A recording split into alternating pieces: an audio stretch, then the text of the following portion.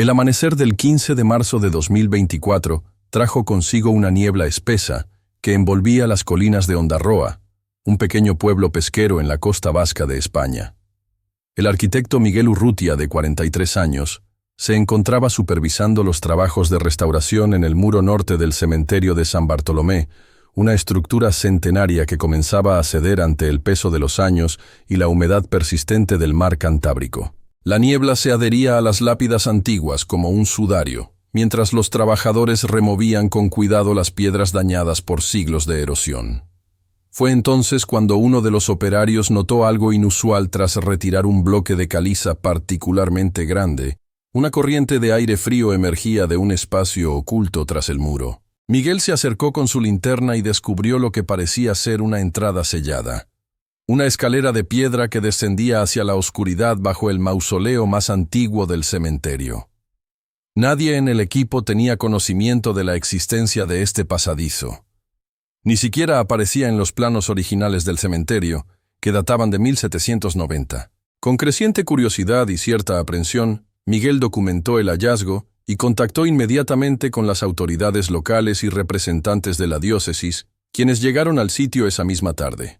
El descubrimiento coincidía con el 231 aniversario de la designación oficial de la familia Arechaga como guardianes exclusivos del Camposanto, un linaje que había controlado cada aspecto de la muerte en Ondarroa por generaciones. Mientras las autoridades discutían los siguientes pasos a seguir, Miguel notó un antiguo símbolo tallado en el dintel de la entrada oculta, el escudo de armas de los Arechaga, con su inquietante lema en latín, Silentium et Pax. Al día siguiente, un equipo especializado en arqueología forense comenzó a explorar el pasadizo descubierto. Lo que encontraron dejó a todos sin aliento, un laberinto de túneles húmedos que conducían a un osario masivo, donde miles de restos humanos yacían apilados en nichos excavados en la roca viva.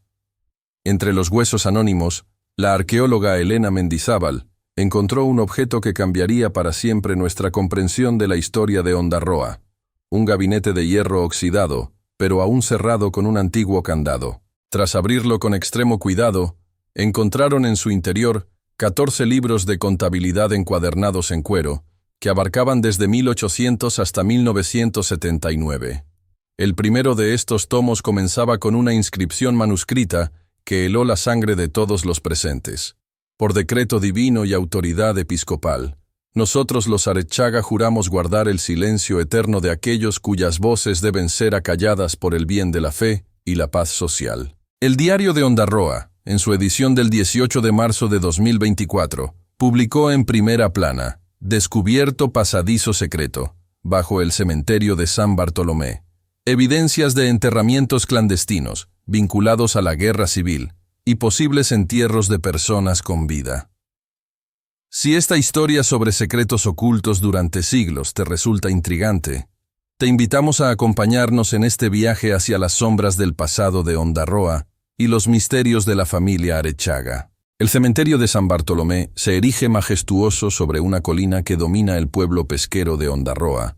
Sus muros de piedra gris y sus cipreses centenarios dibujan una silueta inconfundible contra el cielo del Cantábrico. Fundado en 1793, tras un decreto real que prohibía los enterramientos en las iglesias por razones de salubridad pública, el cementerio fue desde sus inicios confiado a la custodia de la familia Arechaga, una estirpe de notables locales conocidos por su profunda devoción religiosa y sus estrechos vínculos con la iglesia local. Josué Arechaga, patriarca de la familia en aquel entonces, era un maestro cantero que había trabajado en la construcción de la iglesia parroquial y gozaba de la plena confianza del obispado. La designación oficial llegó mediante una carta firmada por el obispo de Vitoria el 12 de marzo de 1793, documento que otorgaba a los Arechaga la responsabilidad exclusiva sobre todos los aspectos relacionados con los enterramientos en San Bartolomé, desde la preparación de los cuerpos hasta la excavación de las tumbas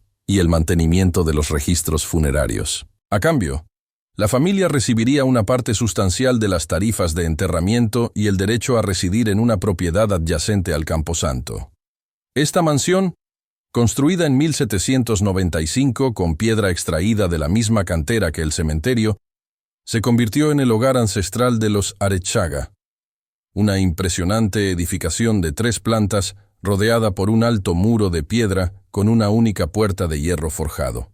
La arquitectura del cementerio refleja la influencia de Josu Arechaga, con sus senderos dispuestos en forma de cruz, sus mausoleos neoclásicos para las familias adineradas y sus secciones claramente diferenciadas según la posición social de los difuntos. La sección norte, donde se produjo el reciente descubrimiento, alberga las tumbas más antiguas y el panteón familiar de los propios Arechaga, una imponente estructura de mármol blanco, coronada por la estatua de un ángel custodio con una espada desenvainada. Durante generaciones, los Arechaga se convirtieron en figuras indispensables en los rituales de muerte de Ondarroa. Eran ellos quienes acudían a las casas para preparar los cuerpos, quienes organizaban los velatorios según las tradiciones vascas, quienes cavaban las tumbas y sellaban los nichos. No había funeral en el pueblo que no pasara por sus manos, y con el tiempo, su influencia se extendió más allá del ámbito funerario. Los registros parroquiales muestran que varios miembros de la familia ocuparon cargos en el ayuntamiento y en la hermandad de pescadores, mientras mantenían su estatus como guardianes de los muertos. La relación entre los Arechaga y la comunidad era compleja.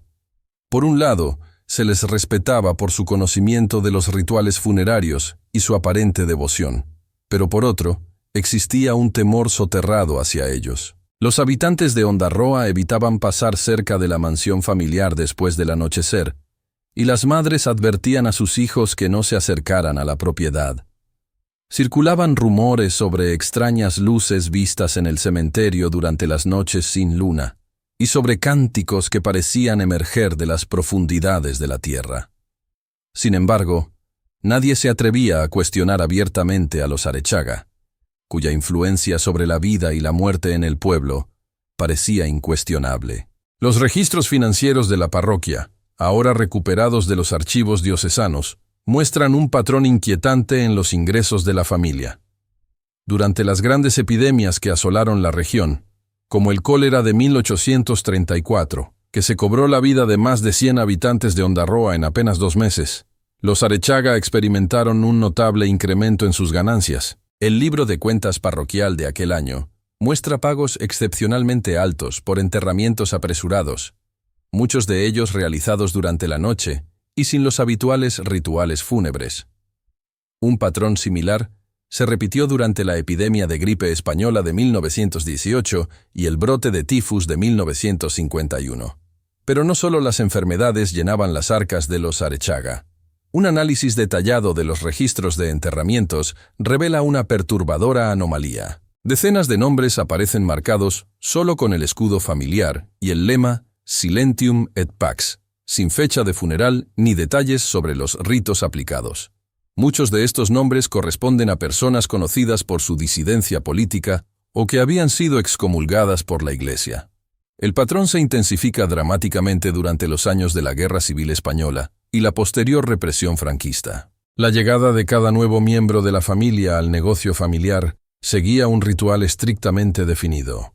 A la edad de 16 años, los varones Arechaga eran iniciados en los secretos del oficio mediante una ceremonia nocturna en el mausoleo familiar. Según testimonios recogidos de antiguos empleados del cementerio, el joven debía pasar una noche entera solo en la cripta, tras lo cual emergía visiblemente cambiado, con un conocimiento que iba más allá de las técnicas básicas de embalsamamiento y entierro. Las mujeres de la familia, aunque no participaban directamente en la preparación de los cuerpos, mantenían los registros y administraban las finanzas, siendo depositarias de secretos que se transmitían de madre a hija. El evento que marcó un punto de inflexión en la historia reciente de los Arechaga fue la llegada del padre Martín Arechaga al puesto de abad de la parroquia local en 1915. Por primera vez, un miembro de la familia ocupaba simultáneamente un alto cargo eclesiástico y mantenía su papel como guardián del cementerio. Bajo su liderazgo, los vínculos entre la iglesia y los negocios funerarios de la familia se estrecharon hasta hacerse indistinguibles. Los registros parroquiales de la época muestran un incremento en los entierros marcados con el enigmático lema familiar, y las primeras menciones a enterramientos especiales que requerían la presencia exclusiva de miembros de la familia, sin testigos externos. Fue durante este periodo cuando comenzaron a circular los primeros rumores sobre personas llevadas al cementerio en mitad de la noche, envueltas en sábanas y aparentemente inconscientes, pero no necesariamente muertas. Los ancianos del pueblo recuerdan cómo, durante los años de la Guerra Civil, los camiones militares a veces llegaban al cementerio después del toque de queda, y cómo al día siguiente no aparecía ningún anuncio de fallecimiento ni se celebraba funeral alguno. Estas historias, transmitidas en susurros de generación en generación, comenzaron a tejer la leyenda oscura que rodeaba a los Arechaga y su dominio sobre San Bartolomé. Con el paso de las décadas, el poder de los Arechaga sobre el cementerio y la comunidad solo se fortaleció, especialmente durante los años de la dictadura franquista. Los registros municipales muestran que entre 1939 y 1975, la familia recibió generosas subvenciones estatales para el mantenimiento del cementerio, muy superiores a las otorgadas a otros camposantos de la región. Esta prosperidad coincidió con un periodo de inexplicable expansión de la sección norte del cementerio, precisamente donde ahora se ha descubierto el osario subterráneo. Los planos modificados, aprobados por el ayuntamiento en 1943, incluían una ampliación que supuestamente respondía a la necesidad de más espacio para enterramientos, pero que ahora sabemos ocultaba la existencia de los túneles y cámaras secretas. Los mecanismos de encubrimiento empleados por los Arechaga eran meticulosos y multinivel.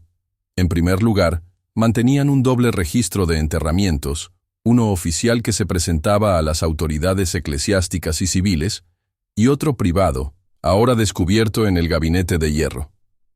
Los 14 libros de contabilidad recuperados revelan un sistema codificado para categorizar a los difuntos, con símbolos especiales para aquellos considerados impuros o peligrosos para la comunidad. Un documento particularmente perturbador encontrado entre las páginas del registro correspondiente a 1944 es una carta manuscrita del padre Martín Arechaga, dirigida al obispo de San Sebastián.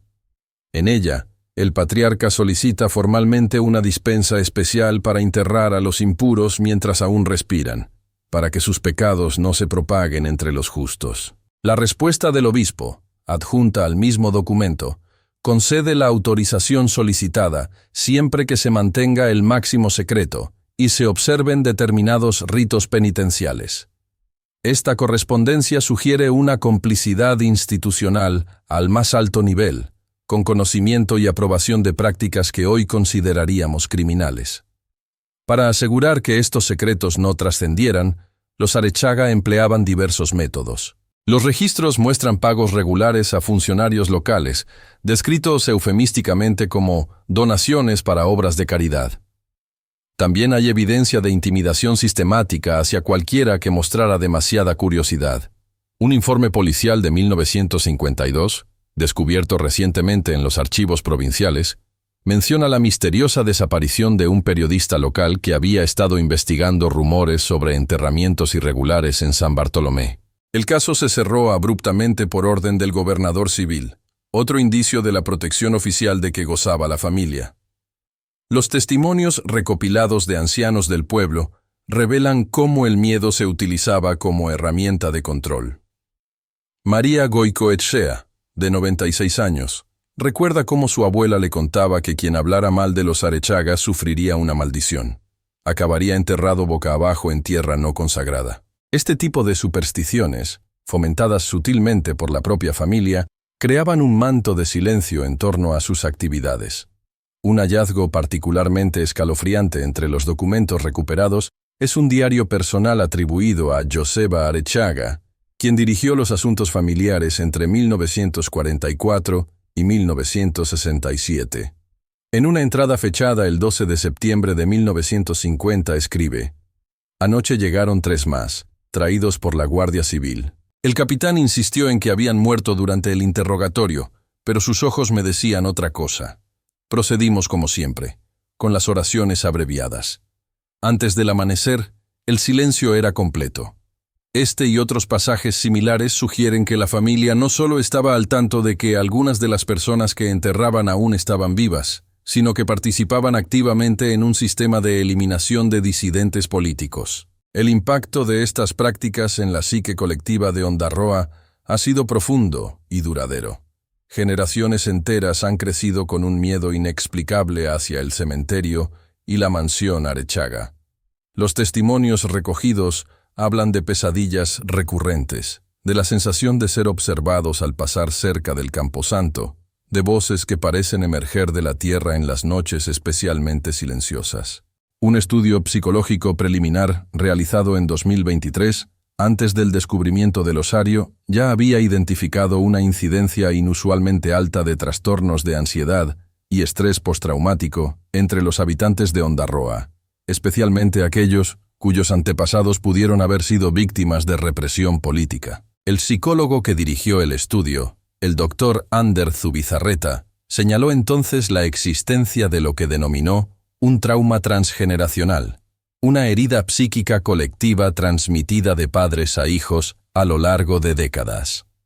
Ahora, a la luz de los recientes descubrimientos, sus conclusiones cobran un significado aún más perturbador. Otro documento revelador es un recorte del periódico clandestino Euskadi Libre, fechado en julio de 1958, que menciona rumores sobre una fosa común en el cementerio de Ondarroa, donde yacen decenas de nacionalistas vascos y republicanos.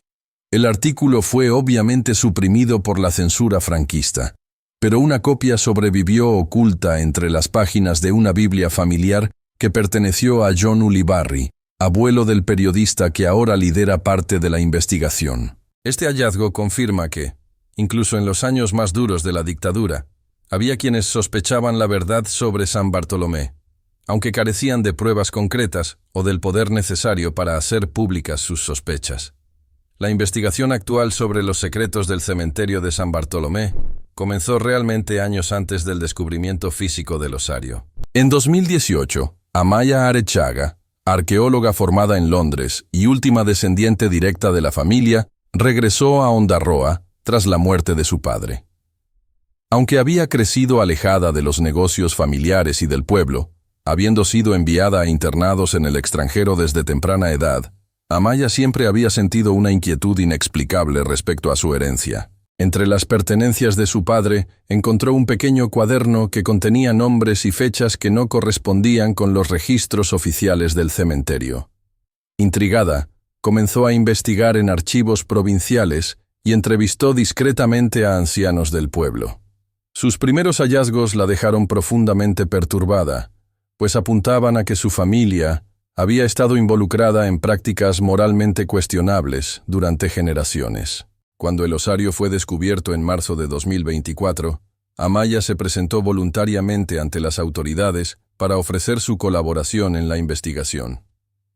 Su conocimiento de la historia familiar y su formación arqueológica la convertían en una aliada invaluable, aunque su presencia generó reacciones encontradas entre los habitantes de Ondarroa, muchos de los cuales la veían con suspicacia debido a su apellido.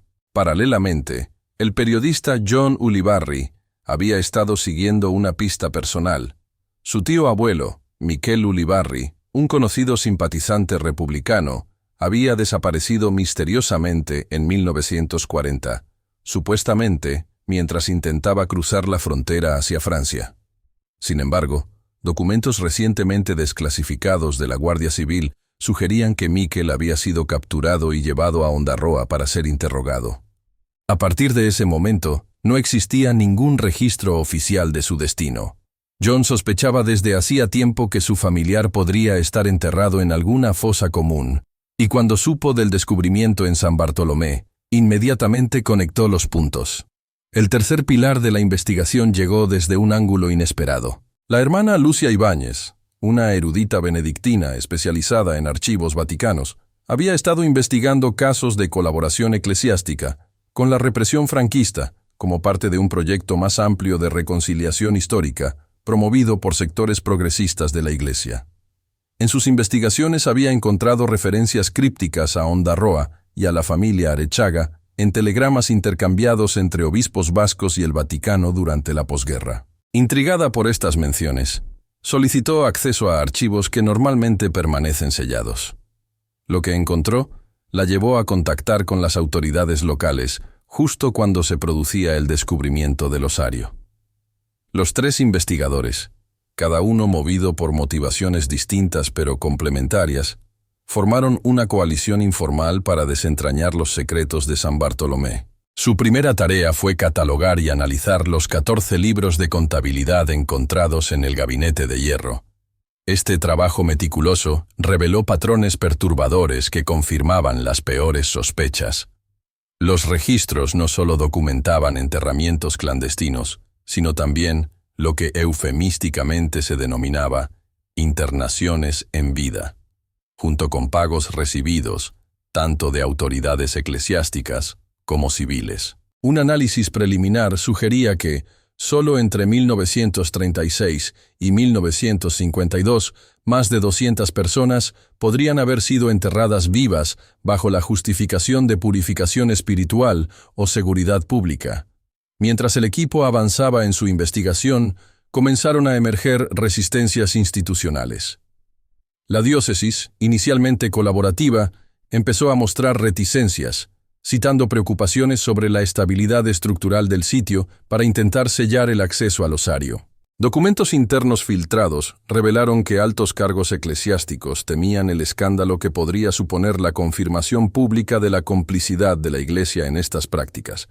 Por su parte, algunos miembros distantes de la familia Arechaga, que habían prosperado gracias a la fortuna acumulada por sus antepasados, ejercieron presión a través de conexiones políticas y mediáticas para desacreditar la investigación. Amaya recibió amenazas veladas, advirtiéndole sobre las consecuencias de deshonrar el nombre familiar. A pesar de estos obstáculos, el equipo perseveró, consciente de la importancia histórica y moral de su trabajo. Cada día de investigación traía nuevas revelaciones inquietantes. El análisis forense de los restos humanos encontrados en el osario confirmó que muchos presentaban evidencias compatibles con enterramientos prematuros, como posiciones que sugerían intentos desesperados por liberarse. Los fragmentos de bala encontrados en algunos cráneos coincidían efectivamente con el calibre estándar de las armas reglamentarias de la Guardia de Asalto durante la Guerra Civil, confirmando la hipótesis de que el cementerio había servido como lugar de eliminación clandestina de prisioneros políticos. Un descubrimiento particularmente significativo fue una serie de cartas personales ocultas en un compartimento secreto del Gabinete de Hierro. Estas misivas, intercambiadas entre el padre Martín Arechaga y su hermano Joseba, revelaban detalles espeluznantes sobre los entierros en vida. En una carta fechada en diciembre de 1942, el sacerdote escribía: «Lo hacemos por el bien de sus almas, hermano mío. Es un acto de misericordia ofrecerles la oportunidad de meditar sobre sus pecados en el silencio de la tierra, antes de enfrentarse al juicio divino. Si algunos logran sobrevivir hasta el amanecer, es señal de que Dios los ha perdonado».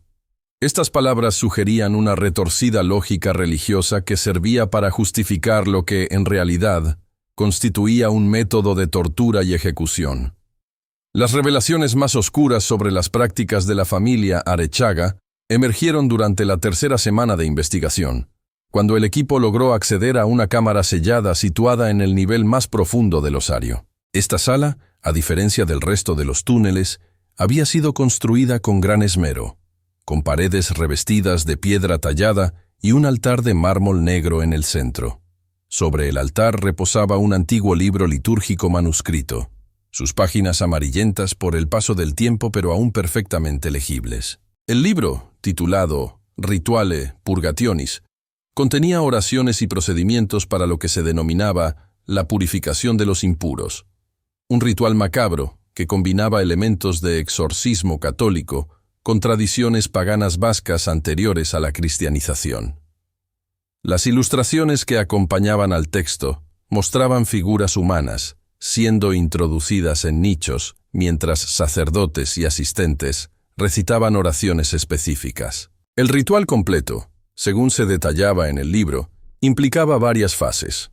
Primero, el sujeto era sometido a un interrogatorio espiritual para determinar la naturaleza y gravedad de su impureza, que podía ser herética, política o moral.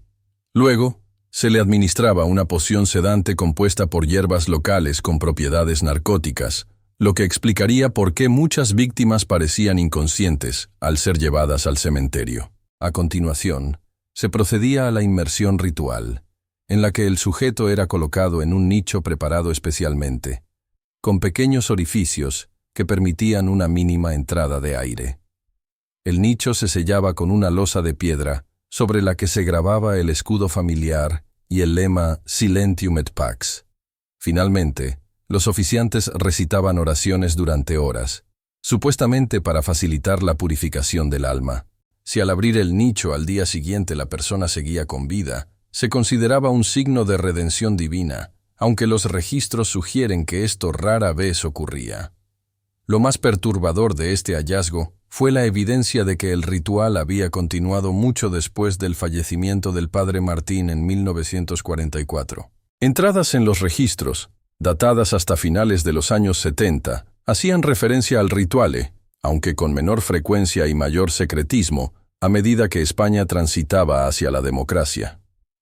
Los documentos indicaban que algunos obispos y gobernadores civiles no solo tenían conocimiento de estas prácticas, sino que ocasionalmente enviaban personas específicas para ser sometidas al ritual, normalmente disidentes políticos o individuos considerados moralmente corruptos. Un informe interno del Ministerio de Gobernación, fechado en 1969, encontrado entre los papeles del último patriarca Arechaga, mencionaba la utilidad de los servicios especiales proporcionados por la familia en casos de elementos subversivos particularmente problemáticos. El documento incluía una lista de pagos realizados a la familia, disfrazados como donaciones para el mantenimiento del cementerio. El análisis forense de los restos encontrados en la cámara ritual arrojó resultados aún más escalofriantes. Los estudios de ADN preliminares confirmaron la presencia de restos pertenecientes a personas desaparecidas durante la dictadura, incluido Miquel Ulibarri, el tío abuelo de John. La posición de algunos esqueletos, con las manos en actitud de arañar la piedra y los cuerpos contorsionados, confirmaba de manera macabra que estas personas habían sido enterradas con vida y habían luchado desesperadamente por escapar antes de sucumbir a la asfixia o la deshidratación. Las manillas oxidadas encontradas adheridas a varias de las losas confirmaban que algunas víctimas habían sido físicamente restringidas durante el ritual. Quizás el documento más revelador fue un diario personal atribuido a Isabel Arechaga, esposa de Joseba y matriarca de la familia entre 1944 y 1971. A diferencia de su marido y su cuñado, Isabel mostraba signos de remordimiento y conflicto moral en sus escritos. En una entrada particularmente angustiada, fechada en junio de 1953, escribía: «Anoche trajeron a una joven, apenas una niña. Dicen que distribuyó panfletos en la universidad. Palabras, solo palabras. Sus gritos mientras cerraban la losa me perseguirán hasta mi propia tumba. Cada vez me pregunto más si esto es realmente la voluntad de Dios o si nos hemos convertido en instrumentos de algo mucho más oscuro». La investigación también reveló que las paredes del osario estaban inscritas con una enigmática oración en euskera antiguo, un dialecto casi olvidado incluso entre los hablantes de la lengua vasca moderna. Traducida por lingüistas especialistas, la oración prometía que los muertos se levantarán para defender el linaje durante el próximo eclipse lunar, una referencia a creencias precristianas que vinculaban los ciclos lunares con el mundo de los espíritus. Esta inscripción sugería que, bajo el barniz de ortodoxia católica, los Arechaga mantenían vínculos con tradiciones paganas mucho más antiguas, posiblemente relacionadas con cultos a la fertilidad y la muerte que existían en la región vasca antes de la cristianización. El descubrimiento de esta dimensión ancestral de las prácticas familiares añadía una nueva capa de complejidad al caso, sugiriendo que lo que había comenzado como un sincretismo religioso acabó derivando en un sistema de control y eliminación de elementos indeseables, siempre bajo el pretexto de la purificación espiritual. La revelación pública de los descubrimientos en el cementerio de San Bartolomé provocó una conmoción que trascendió las fronteras de Ondarroa y sacudió a toda España. Medios de comunicación nacionales e internacionales convergieron en el pequeño pueblo costero, convirtiendo la historia de los Arechaga en un símbolo de los horrores aún por revelar del franquismo y de la complicidad institucional en la represión. La presión mediática obligó finalmente a las autoridades a actuar. La Audiencia Nacional abrió una investigación formal por crímenes contra la humanidad, estableciendo que dichos delitos no prescriben según la legislación internacional. Se exhumaron sistemáticamente todos los restos del osario, iniciando un complejo proceso de identificación a través de análisis de ADN y comparación con muestras proporcionadas por familiares de desaparecidos. En los primeros 6 meses, se logró identificar a más de 80 víctimas, entre ellas figuras destacadas del movimiento republicano y nacionalista vasco, que se creían huidas al exilio o muertas en enfrentamientos. La diócesis, tras una inicial resistencia, se vio obligada a colaborar plenamente con la investigación ante la evidencia irrefutable de la complicidad eclesiástica. El actual obispo de San Sebastián emitió una declaración pública pidiendo perdón por los actos cometidos por sus predecesores y anunciando la creación de una comisión independiente para investigar otros posibles casos similares en la región. El Vaticano, en un gesto sin precedentes, abrió archivos que normalmente permanecen sellados durante 75 años, permitiendo a los investigadores acceder a correspondencia que confirmaba el conocimiento de las autoridades religiosas sobre las prácticas en San Bartolomé. Para los miembros vivos de la familia Arechaga, las consecuencias fueron devastadoras. Aunque la mayoría no había participado directamente en las prácticas reveladas, muchos habían disfrutado de fortunas y posiciones sociales construidas sobre esos horrores. Varios enfrentaron cargos como beneficiarios de crímenes contra la humanidad, mientras otros vieron cómo sus reputaciones quedaban irreparablemente dañadas. Solo Amaya, quien había contribuido activamente a la investigación, recibió el respeto de la comunidad por su valentía al enfrentarse a su propio legado familiar. Las consecuencias legales no se limitaron a procesos penales. Se iniciaron demandas civiles masivas contra la diócesis, el Estado español y el patrimonio de la familia Arechaga, buscando compensaciones para los descendientes de las víctimas. Estas demandas sentaron precedentes importantes en el derecho español e internacional sobre responsabilidad histórica y reparación de crímenes de Estado. Para la comunidad de Ondarroa, el proceso de asimilar la verdad resultó dolorosamente complejo. Muchos habitantes descubrieron que sus familias habían estado involucradas de alguna manera, ya fuera como víctimas, perpetradores o testigos silenciosos. Se crearon círculos de reconciliación donde descendientes de ambos lados podían compartir sus experiencias y trabajar juntos hacia la sanación colectiva.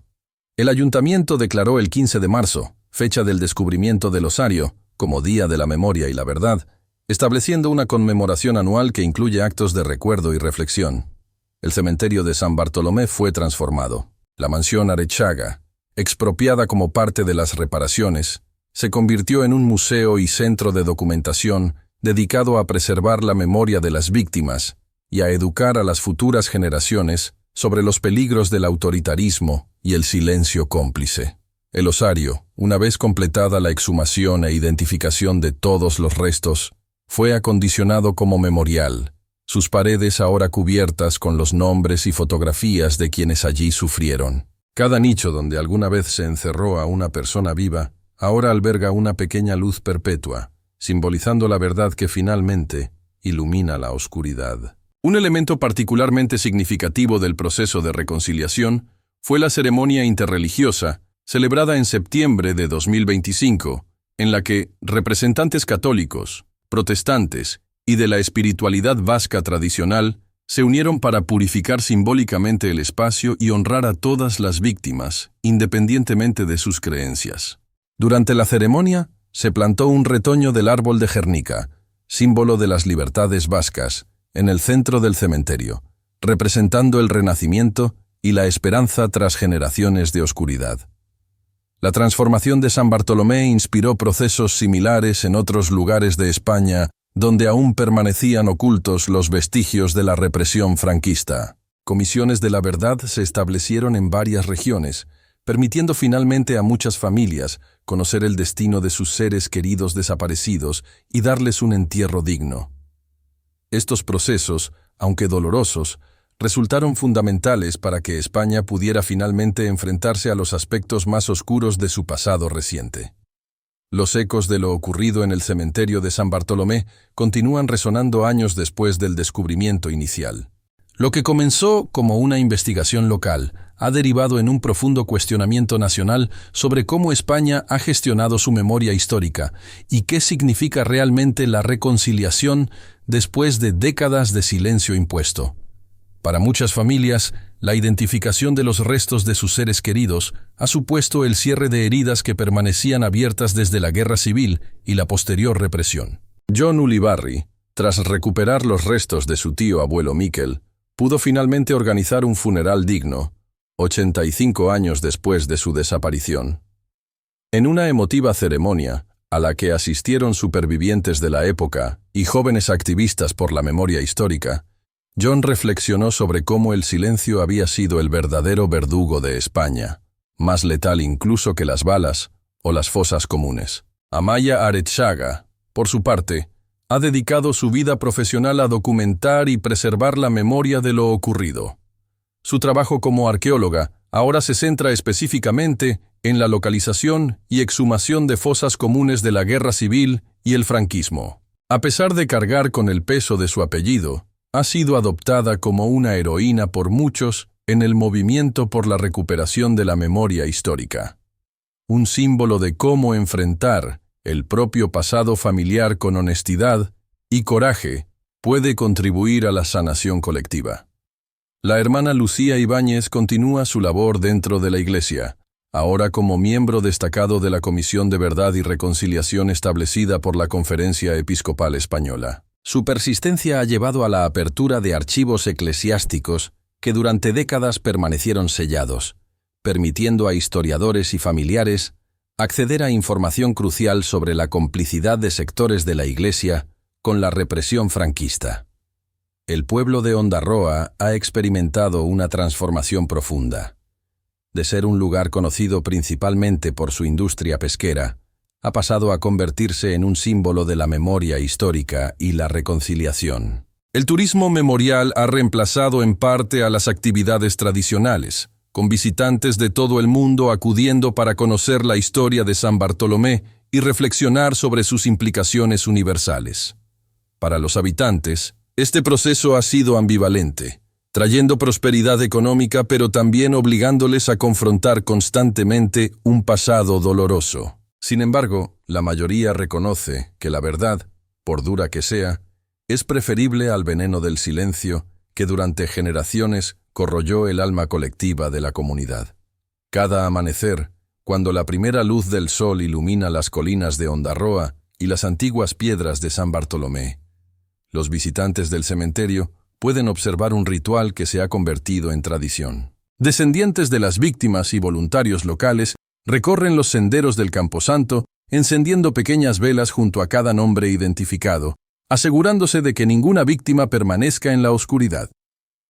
Es un gesto simple pero profundamente simbólico, una promesa de que la luz de la verdad nunca más será extinguida. El Rituale Purgationis, aquel macabro libro que detallaba los procedimientos para enterrar vivos a los considerados impuros, ahora reposa en una vitrina del museo, como testimonio de hasta dónde puede llegar la crueldad humana cuando se reviste de falsa piedad.